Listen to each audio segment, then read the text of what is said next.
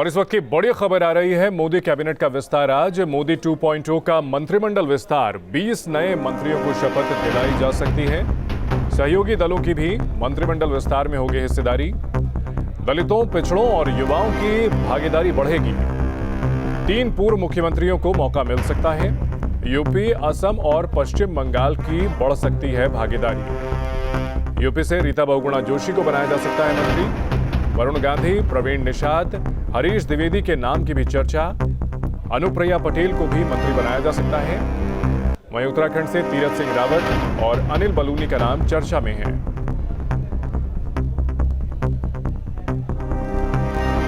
तो आज शाम ये तस्वीर साफ हो जाएगी कि कैबिनेट में किस किस चेहरे की नई एंट्री होती है।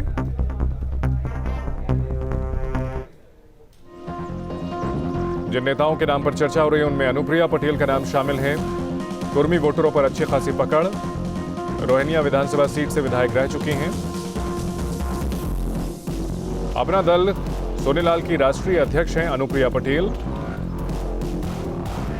सोनीलाल पटेल की बेटी हैं, दिग्गज कुर्मी नेता थे। उन्होंने अपना दल नाम की पार्टी बनाई थी। दिल्ली के lady Shriram college for women से की है पढ़ाई।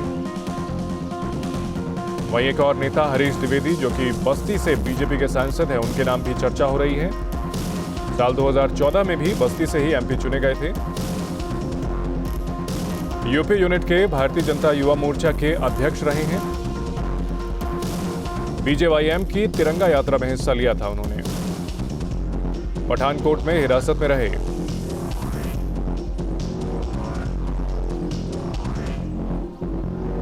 कई नेताओं के नाम पर चर्चा हो रही है। यूपी और उत्तराखंड का प्रतिनिधित्व बढ़ सकता है। हरीश द्विवेदी का नाम भी लिस्ट में शामिल। वहीं रीता बहुगुणा जोशी, प्रयागराज से सांसद हैं रीता बहुगुणा जोशी, यूपी सरकार में मंत्री रह चुकी हैं।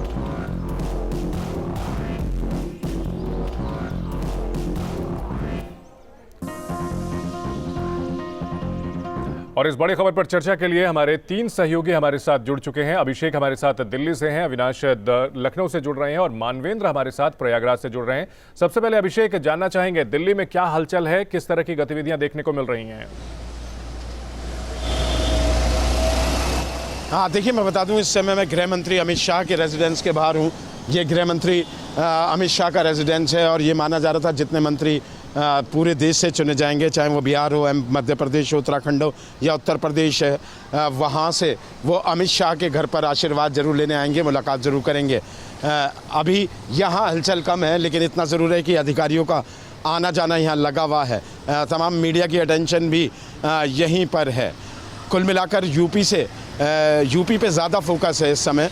वजह यह है कि यूपी पे फोकस होने की 2022 का इलेक्शन जो है, छोटी पार्टीज़ को जो सहयोगी दल हैं उनके साथ जो गठबंधन है उनको एक सम्मान देने की बात है, जिससे कि चुनाव में कोई नाराज़गी किसी से ना आए, क्योंकि पहले ओम प्रकाश राजभर छोड़ के जा चुके हैं। और वहीं समाजवादी पार्टी जिस तरीके से छोटे दलों से गठबंधन की बात कह चुकी है, उसके मद्देनज़र अब भारतीय जनता पार्टी अपने सहयोगी दलों को और पिछड़े नेताओं को और दलित नेताओं को एक सम्मान देना चाहती है, जिससे कि 2022 की चुनाव की यूपी की और उत्तराखंड की राह आसान हो सके। ठीक है, अविनाश हमारे साथ लखनऊ से बने हुए हैं। अविनाश, 2022 के लिहाज से ये मंत्रिमंडल विस्तार काफी अहम होगा, क्योंकि बीजेपी कहीं ना कहीं समीकरण साधने की कोशिश करेगी। कई नाम चर्चा में आ रहे हैं, किन नामों का चयन पक्का हो चुका है, कुछ जानकारी मिल पा रही है क्या?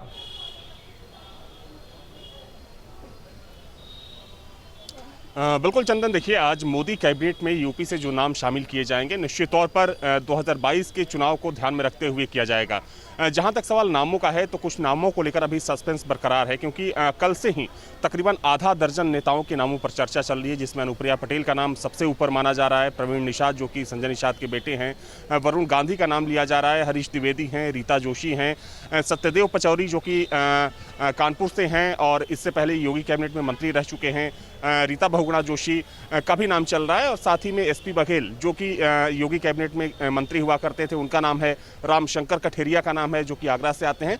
तो इन तमाम नामों को लेकर चर्चा तो चल रही है, लेकिन जब तक कह सकते हैं कि अधिकृत रूप से फाइनल नहीं हो जाता है तो बहुत कुछ कहना संभव नहीं है चंदन, क्योंकि देखिए अक्सर देखा जाता है कि भारतीय जनता पार्टी कई बार अपने फैसलों से चौंकाती है। लेकिन ये एक बात तो तय है कि जो भी नाम शामिल किए जाएंगे उसमें 3 तरह के समीकरण देखे जाएंगे। पहला समीकरण होगा जातीय समीकरण, उसमें माना जा रहा है कि एक ब्राह्मण चेहरा होगा, एक दलित चेहरा होगा और एक पिछड़ा चेहरा होगा। तो इस समीकरण को साधने की भाजपा पूरी कोशिश करेगी। साथ ही में क्षेत्रीय समीकरण, यानी कि अगर हम बात करें पूर्वांचल की बात करें, अवध की बात करें या फिर पश्चिम की बात करें और बुंदेलखंड की बात करें, तो इस समीकरण को भी इस मंत्रिमंडल विस्तार में इस समीकरण की झलक देखने को मिलेगी। और साथ ही में सहयोगियों को किस तरीके से साथ लेकर आगे चलना है वो भी देखा जाएगा, क्योंकि आपने देखा कि इससे पहले अनुप्रिया पटेल की जब मुलाकात हुई थी दिल्ली में अमित शाह और भाजपा के दूसरे नेताओं से, तब इस बात की संभावना तेज हो गई थी कि या तो केंद्र में या फिर प्रदेश में अगर कैबिनेट का विस्तार होता है तो वहां पर अपना दल के किसी नेता को मंत्री बनाया जा सकता है। दूसरे इनके सहयोगी हैं संजय निषाद। हालांकि प्रवीण निषाद जो इनके बेटे हैं वो भाजपा कोटे से सांसद बने थे संत कबीर नगर से, लेकिन लगातार देखा जा रहा है कि संजय निषाद कई तरीकों से भारतीय जनता पार्टी के नेतृत्व पर दबाव बनाने की कोशिश कर रहे हैं और बार बार उन्होंने इस बात की मांग भी की थी कि उन्हें सरकार में हिस्सेदारी चाहिए। उन्होंने यूपी को लेकर तो यहाँ तक मांग कर दी कि जो अगला 2022 का चुनाव होना है उसमें भाजपा उन्हें बतौर डिप्टी सीएम लोगों के सामने रखे। तो एक बात तो तय मानी जा रही है कि सहयोगियों को साधने की भाजपा की पूरी कोशिश होगी और अगर इस रणनीति के तहत भाजपा आगे बढ़ती है तो निश्चित तौर पर अपना दल से अनुप्रिया पटेल या तो फिर उनके पति आशीष पटेल को केंद्र में मंत्री बनाया जा सकता है और साथ ही में संजय निषाद के बेटे प्रवीण निषाद जो कि सांसद हैं वो भी कैबिनेट में जगह पा सकते हैं। ठीक है, मानवेंद्र हमारे साथ प्रयागराज से जुड़े हुए हैं। मानवेंद्र, रीता बहुगुणा जोशी के नाम पर लगभग मोहर लग गई है, ऐसा हलकों से खबर आ रही है। कितनी अहमियत है उनकी इस वक्त फिलहाल अगर देखा जाए उत्तर प्रदेश की राजनीति में और केंद्र की राजनीति में?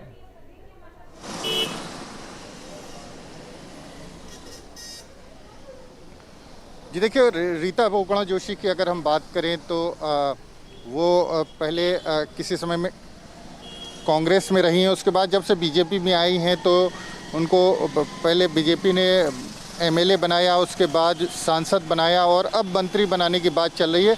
तो निश्चित तौर पर एक ब्राह्मण चेहरे के रूप में उनकी पहचान है, खासकर पूर्वी उत्तर प्रदेश में, और एक ऐसे परिवार से आती हैं जिसकी राजनीतिक पृष्ठभूमि रही है। उनके भाई विजय बहुगुणा उत्तराखंड के मुख्यमंत्री थे जो बाद में बीजेपी में शामिल हुए।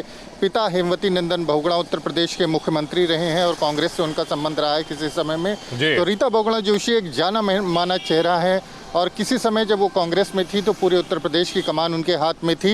इस लिहाज से रीता बहुगुणा जोशी का नाम सबसे मुफीद है अगर ब्राह्मण चेहरे की बात करें, और इस लिहाज से जातीय संतुलन को साधने के लिए, क्योंकि उत्तर प्रदेश में 2 तरह से बीजेपी को 2022 में संतुलन बनाना है।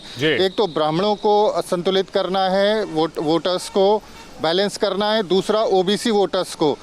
तो उत्तर प्रदेश से ही अनुप्रिया पटेल भी आती हैं, मिर्जापुर से आती हैं, पड़ोस का जिला है प्रयागराज के, और रीता बहुगुणा जोशी जो इलाहाबाद सीट है वो मिर्जापुर से उसका बॉर्डर टच करता है। तो दोनों अगल बगल की लोकसभा सीटें हैं और दोनों के मंत्री बनने की संभावना है। तो इससे न सिर्फ क्षेत्रीय एक संतुलन बनेगा, पूर्वांचल और पूर्वी उत्तर प्रदेश से 2 नए नाम सामने आएंगे, साथ ही ओबीसी और ब्राह्मण के लिए 2 एक ऐसे चेहरे होंगे जिनकी आइडेंटिटी है, जिनकी पहचान है, अपने अपने कास्ट के जो वोटर्स हैं उनमें एक बड़ी पहचान है। और इस लिहाज से आज की डेट में अगर उत्तर प्रदेश में बात करें तो कोई ऐसा शायद ही नेता होगा जो पूरे उत्तर प्रदेश में ब्राह्मण चेहरे के रूप में उसकी मान्यता हो। अकेली रीता बहुगुणा जोशी एक ऐसी नेता है जिनकी एक पहचान है। और दूसरी तरफ अनुप्रिया पटेल है, अनुप्रिया पटेल की जो ओबीसी वोटर्स हैं उनमें उनकी एक पहचान है और वो मानी जाती है कि वो पटेलों की